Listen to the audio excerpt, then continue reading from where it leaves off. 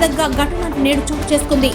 ప్రముఖ ఎన్నికల వ్యూహకర్త, గత ఎన్నికల్లో వైసీపీ విజయంలో కీలక పాత్ర పోషించిన ప్రశాంత్ కిషోర్ ఇవాళ టీడీపీ జాతీయ ప్రధాన కార్యదర్శి నారా లోకేష్ ను కలిశారు. వారిద్దరూ హైదరాబాద్ నుంచి విజయవాడకు వచ్చారు. గన్నవరం ఎయిర్పోర్ట్ నుంచి ఇద్దరు ఒకే వాహనంలో వెళ్లారు. ప్రశాంత్ కిషోర్ కాసేపట్లో టీడీపీ అధినేత చంద్రబాబు నాయుడుతో భేటీ కానున్నట్లు తెలుస్తోంది. ఏపీలో ఏప్రిల్లో ఎన్నికలు జరిగే అవకాశం ఉందన్న నేపథ్యంలోనే ఈ పరిణామం అత్యంత ప్రాధాన్యతను సంతరించుకుంది. రాబోయే ఎన్నికల కోసం ఏపీలో టీడీపీ, జనసేన పొత్తు కుదుర్చుకున్న సంగతి తెలిసిందే. ఇప్పుడు ప్రశాంత్ కిషోర్ టీడీపీ అధినాయకత్వంతో భేటీ అవుతుండడం ఎన్నికల్లో అనుసరించాల్సిన వ్యూహంపై చర్చించడం కోసమేనని తెలుస్తోంది. ఇందుకోసం టీడీపీ ప్రశాంత్ కిషోర్ తో ఏదైనా ఒప్పందం కుదుర్చుకుంటుందా అన్నదైతే వేచి చూడాలి.